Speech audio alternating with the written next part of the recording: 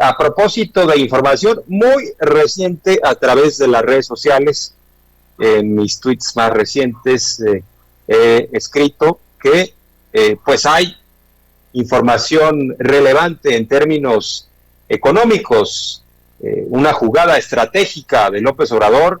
Arturo Herrera va a ser propuesto como gobernador del Banco de México y Rogelio Ramírez de la O, cercano a López Obrador desde hace décadas como secretario de Hacienda. Rogelio Ramírez de la O, economista con doctorado en Cambridge.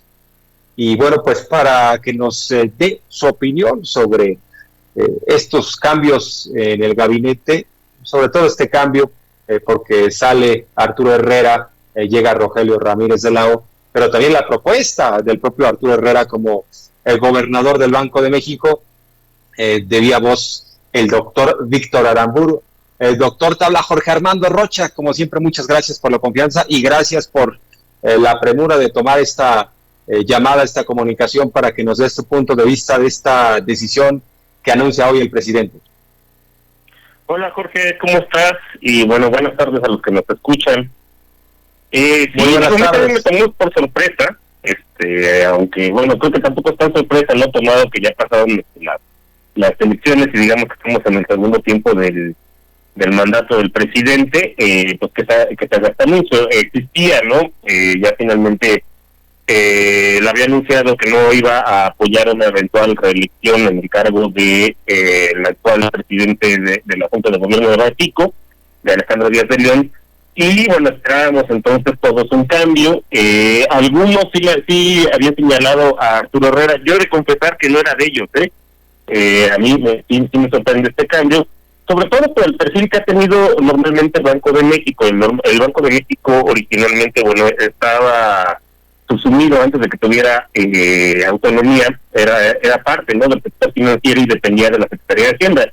Ya con la autonomía, bueno, pues se convierte en un órgano constitucionalmente autónomo, y pero yo no me esperaba que fuera a ser Arturo Herrera, sobre todo por el perfil de los cambios, ¿no?, que ha venido haciendo, que ha venido proponiendo el presidente en cuanto a la Junta de Gobierno del Banco de México.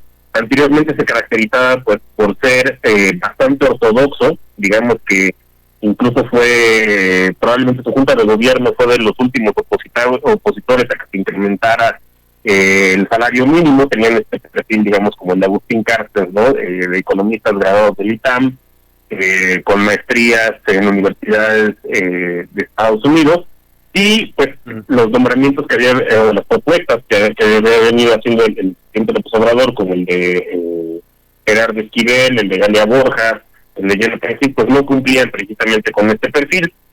Entonces, digamos, de alguna forma pues se le ha ido quitando la ortodoxia al Banco de México, y paradójicamente creo que de alguna forma se le ha dado más autonomía, en el sentido de la autonomía hacia la ortodoxia. Todo el perfil de los presidentes y de los integrantes de la Junta de Gobierno del Banco de México pues tenían este perfil, ¿no?, de bastante ortodoxo, de haber salido del ITAM y de tener doctorados en universidades, las llamadas Ivy League de Estados Unidos.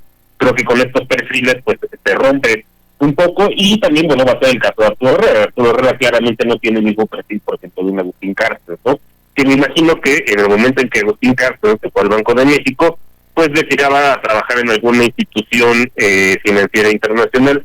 No creo que sea el caso precisamente de Arturo Herrera. Eso por una parte. Y por la otra parte, bueno, también continuando con el perfil heterodoxo, creo que también el caso de Rogelio Ramírez de la O no es precisamente otra vez un graduado del ITAM ortodoxo, sino al contrario, viene de Cambridge y de la UNAM, que se caracterizan por ser dos escuelas de economía con un perfil bastante heterodoxo en ese sentido. Sí, entonces estamos ante también una decisión estratégica. Mira, me llama la atención, estimado Víctor, que el propio Felipe Calderón rompió el confinamiento para escribir, para tuitear. Yo creo que el anuncio de candidatos a miembro de la Junta de Banxico, Arturo Herrera, y a secretario de Hacienda, Rogelio Ramírez de la O, son buenos. Es una señal positiva para la estabilidad económica.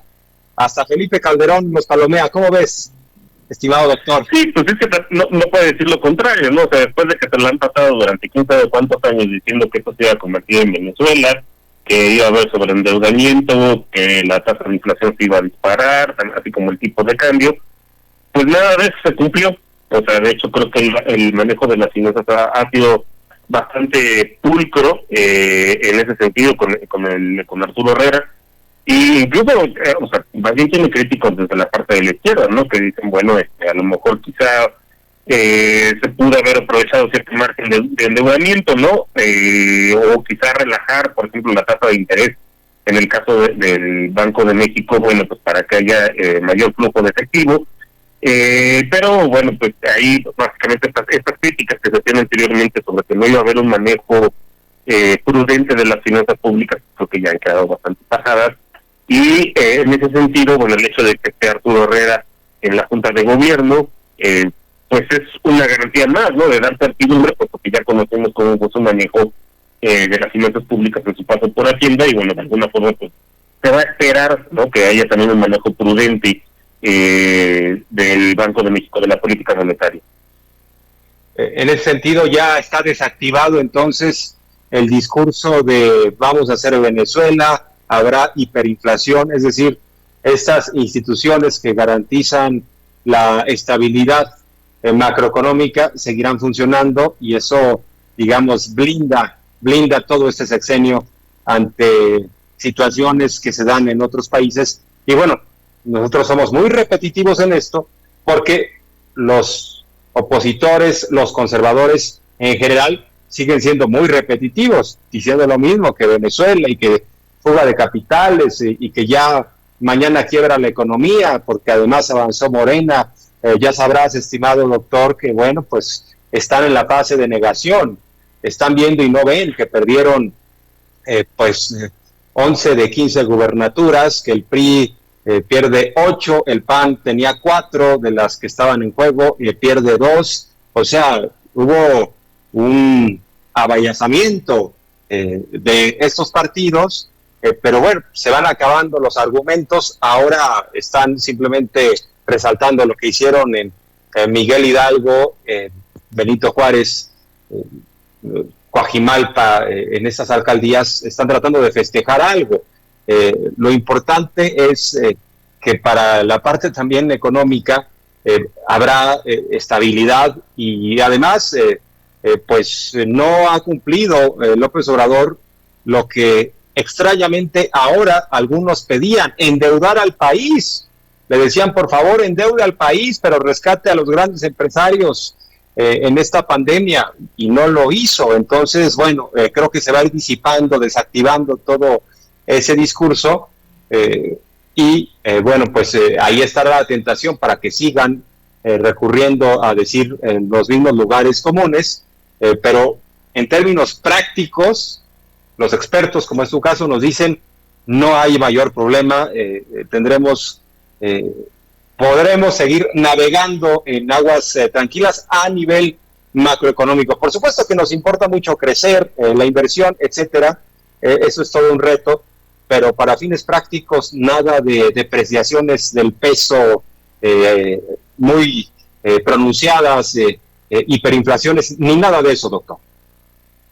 No, definitivamente, y no deja de ser paradójico, ¿no? Porque justamente pues fue el propio Felipe Calderón, durante su campaña presidencial de 2006, pues el que inauguró este mito, ¿no? Del sobreendeudamiento y de Venezuela, y bueno, también los grandes capitales, que paradójicamente, bueno, pues ahorita en la pandemia eran los que pedían el rescate, ¿no? Y el endeudamiento. Entonces, sí, no deja de ser una paradoja en ese sentido.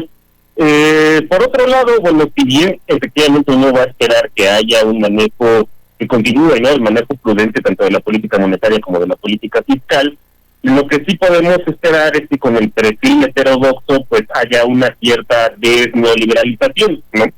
En otros ámbitos de política pública, como el que te comentaba, pues que vamos, ahora sí que ya ni la Coparmex, ¿no? O sea, se proponía al incremento al salario mínimo, incluso la Coparmex empezó pidiéndolo, y por la propia formación ortodoxa, ¿no? De esta burocracia que forma parte de Banxico, pues ellos fueron los que siguieron combatiendo que hubiera incrementos al salario mínimo, arguyendo que iba a haber una escalada de precios, ¿no? Que se iba a desatar la inflación. Finalmente que se hizo, ¿no? Se ha aumentado el salario mínimo un poco más del 40% en lo que va de esta administración en los últimos 3 años, y no ha habido una hiperinflación como tú mencionas, ¿no? O sea, en realidad, pues son estos marcos mentales, incluso yo esta pensaría, ¿no? Neoliberales que terminaban en la Junta de Gobierno del Banco de México, que hacían tomar pues medidas ortodoxas que no necesariamente iban en el beneficio, pues, sobre todo de la clase trabajadora, en este caso, ¿no? O sea, los trabajadores, ahí sí podemos esperar, yo creo que cambios pues sustanciales, ¿no? Dejar atrás el consenso de Washington, ¿no? De los años 90 y que reinó durante los años 2000, pues no solamente en México, sino en general a lo largo del mundo, pues probablemente va a haber un cambio en términos del pensamiento económico, y bueno, en esa línea pues México también se está integrando, ¿no? A dejar al neoliberalismo atrás y a este tipo de ortodoxias que además ni siquiera estaban sustentadas en la realidad, ¿no? O sea, eran creencias, no hubo aumento finalmente de la inflación por aumentar los salarios mínimos, el salario mínimo. Así es. Estimado doctor, pues muchas gracias. Un placer, como siempre, tenerte, escucharte, y estamos en comunicación permanente. Gracias. Muchísimas gracias por la invitación, Jorge, y saludos al auditorio. Estamos en comunicación permanente. El doctor Víctor Aramburu,